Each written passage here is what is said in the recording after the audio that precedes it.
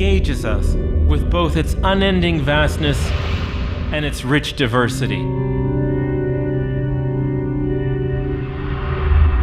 The farther we look, the more we discover, and the more we realize how much there is yet to understand about the cosmos that surrounds us.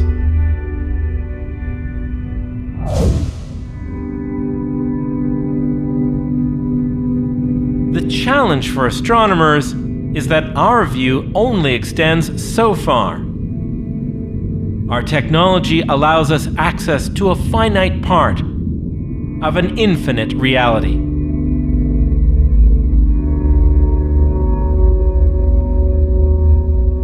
Physically, we are bound to the Earth and the nearby worlds of our solar system.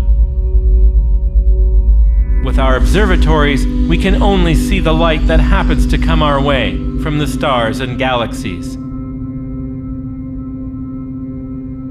How then can we hope to explore the parts of the universe we can't reach and can't see?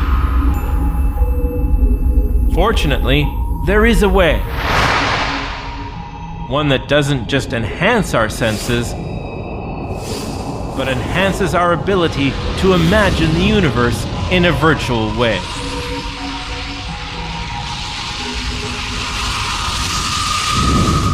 Once, there was only one way to explore the distant universe, through the eyepiece of a telescope. But times have changed. Astronomers can now turn to their supercomputers to conjure up representations and simulations of what goes on in reality in order to see and understand reality better. Along the way, they've created something that's close to a new kind of art, the art of cosmic visualization.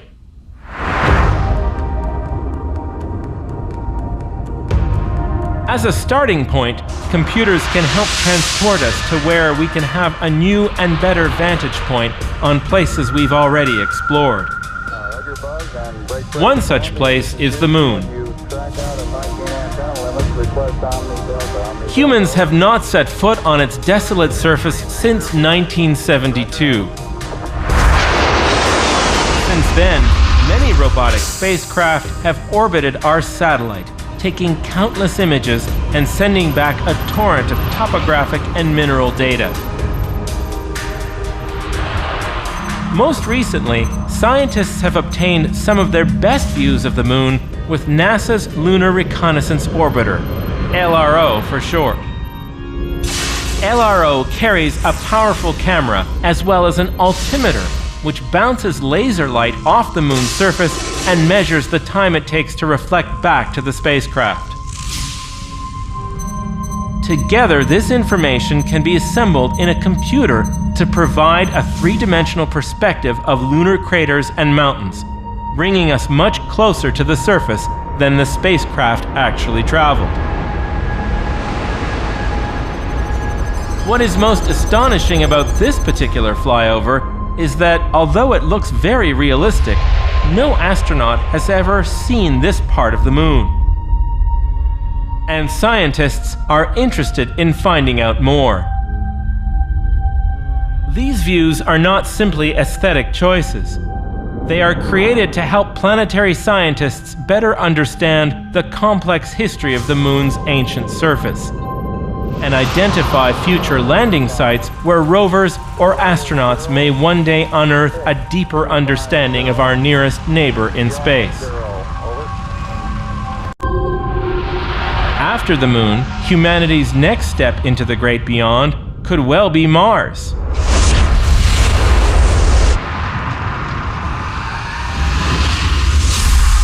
No planet apart from our own has been the subject of such intense scrutiny and the destination of so many robotic missions.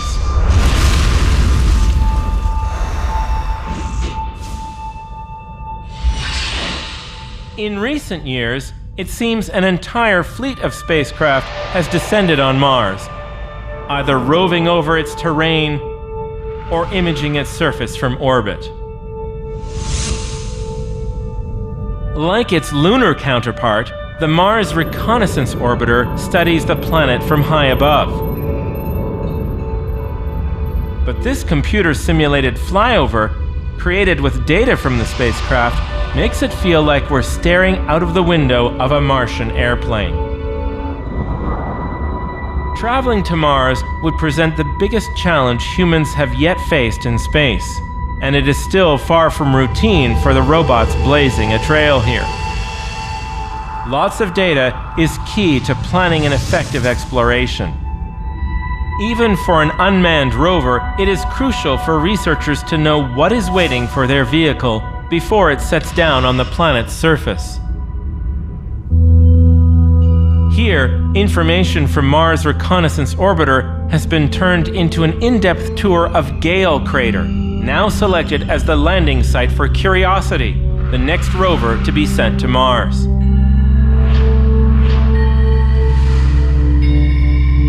The crater reveals an intriguing landscape. Sections of its floor are covered with ancient sediments that may have been deposited long ago by flowing water.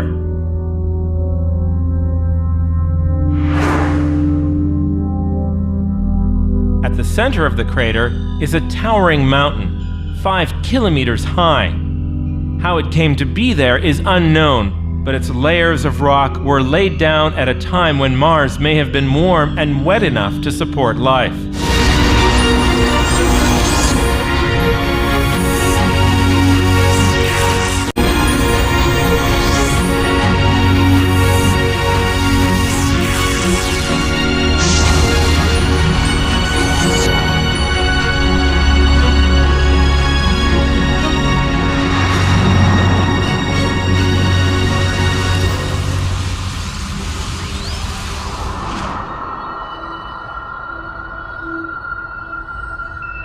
The roots of astronomy lie in our attempts to keep time.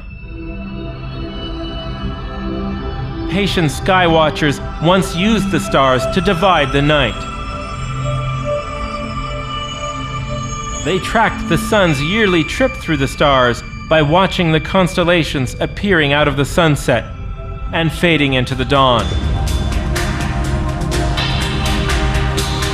Now, the arrival of powerful computers is allowing astronomers to deal with time in a new way.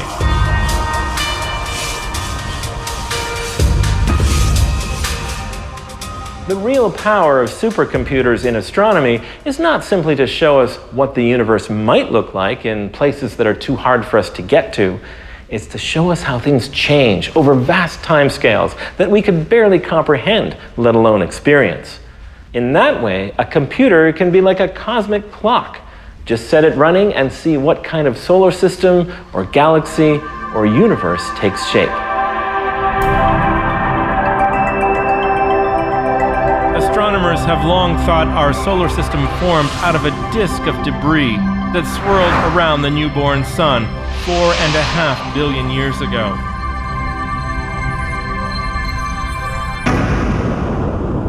When we peer with telescopes at star-forming regions elsewhere in our galaxy, we can find evidence of disks around other young stars.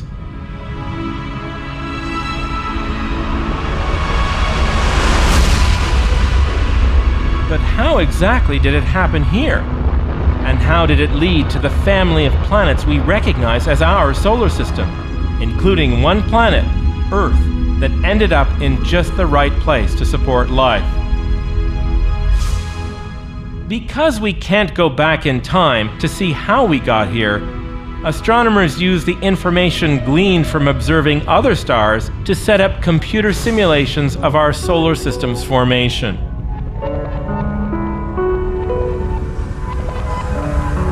Such simulations offer a virtual laboratory to test detailed theories of what really happened.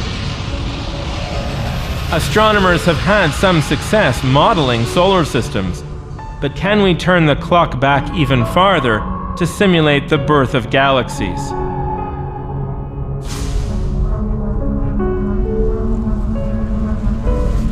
According to current theories, the galaxies we see today formed from smaller galaxies, created when the first stars died and left behind black holes that act like cosmic glue.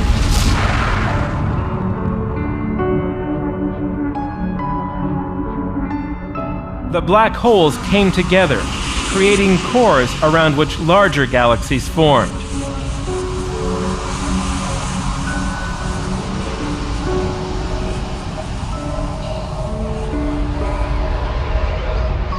As we see, galaxies did not form in isolation.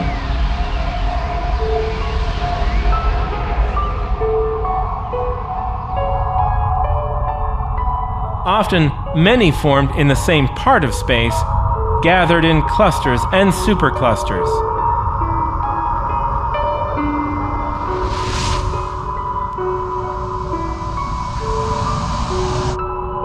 In some cases, two galaxies may run into each other.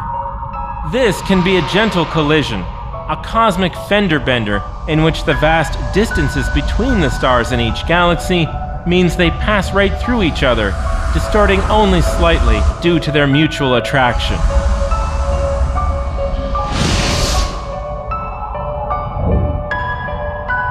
In other instances, simulations show how celestial fireworks can occur, with galaxies smashing into each other, exploding, and recreating in a completely new form.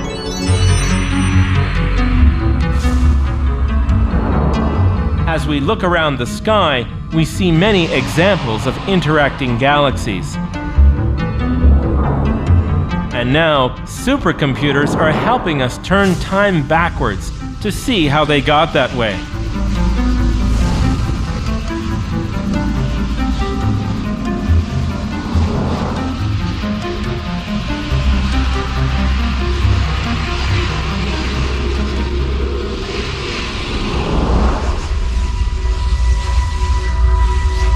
Even our nearest galactic neighbors are in the process of interacting.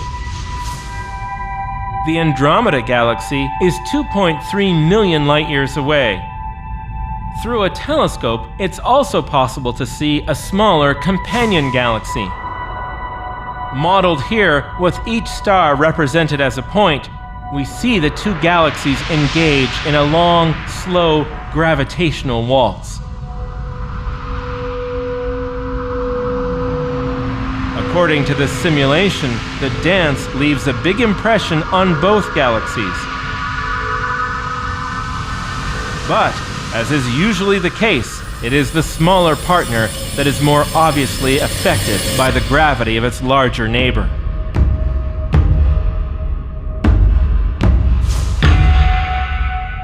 Our own Milky Way is smaller than Andromeda, and observations reveal that we are also on a collision course with this galactic monster. Flashing forward billions of years into the future, we see the fate of our own galaxy is to collide and ultimately to merge with Andromeda. Will this affect our planet? It's hard to imagine that it will not. By then, Earth will be into its old age and very likely no longer a habitable world for humans, or anything like us. But here, with the help of a computer, we can see how the future will play out far beyond the boundaries of our own experience.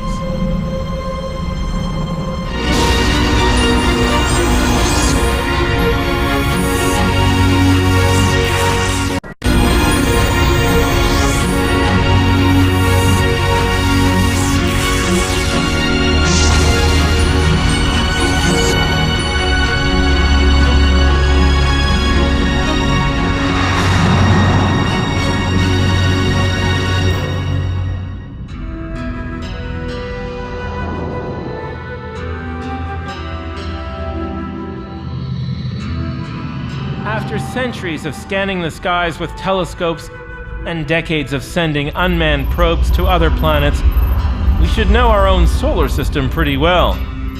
But we can't see everything.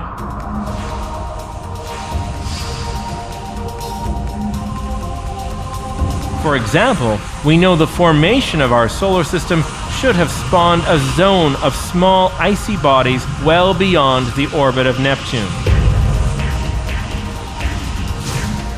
Pluto, discovered in 1929, may simply be one of the largest members of this group, collectively known as the Kuiper Belt. Since 1992, many dozens of Kuiper Belt objects have been discovered, and estimates suggest there could be up to 70,000 more. Now, a computer simulation can help show us how the Kuiper Belt may appear to an infrared telescope observing our solar system from a distance. It appears as a glowing ring because collisions within the belt create dust, which radiates a faint infrared light. A gap in the ring reveals the presence of a planet, in this case, Neptune.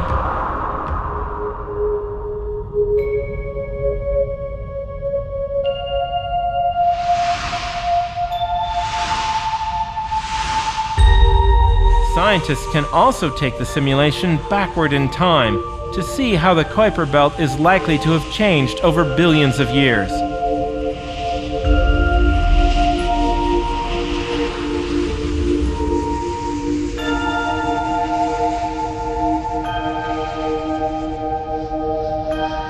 Eventually, it devolves back to a simple ring, exactly what's been found surrounding some other stars that are much younger than our Sun.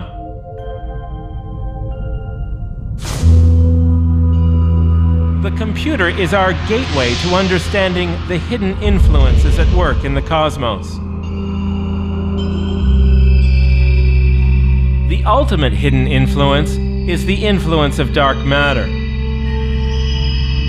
Discovered through its gravitational pull on stars and galaxies, dark matter gives off no light and is not directly observable by any other means.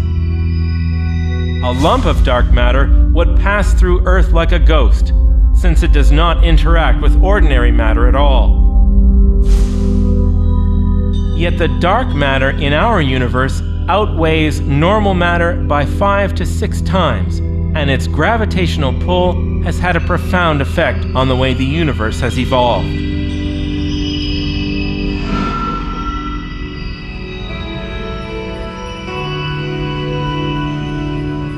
Using computer simulations, we can now imagine what it would be like to fly through our own galaxy and experience it as though we were wearing dark matter glasses.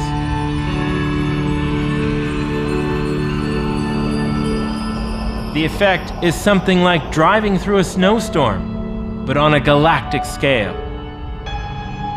In this visualization, everything made of atoms, including stars and planets, have been rendered invisible. What we see is only dark matter, which the computer shows us forms in countless clumps that orbit around the galaxy's center. Over the course of our solar system's history, Earth may have flown through many of these clumps, but we would never know this. However, the presence of this dark matter guides how the stars move and shapes our galaxy.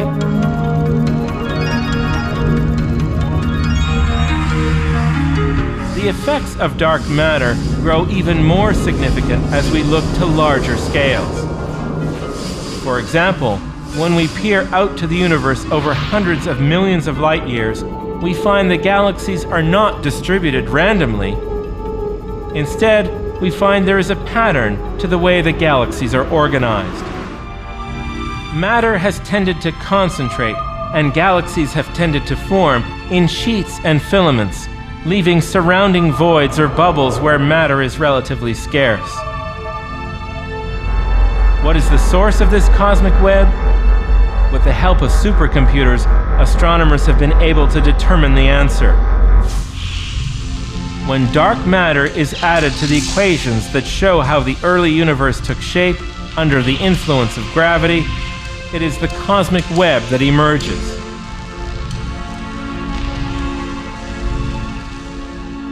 There's no question that the use of supercomputers has both broadened and deepened our knowledge of how the universe works, and that computer simulations have allowed us to travel through time and space in a virtual way so that our minds can go where our bodies cannot follow. The best part is this is just the beginning. Supercomputers are only getting faster and better, and that means the virtual universe that's opening up before our eyes is probably going to be even more imaginative and spectacular.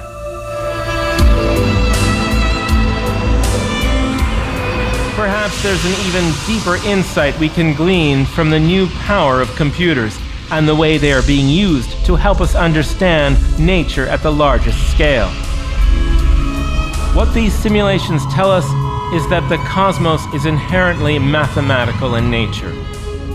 Whatever our universe is, and however it came to exist, it is governed by numbers and relationships that can be represented in a computer.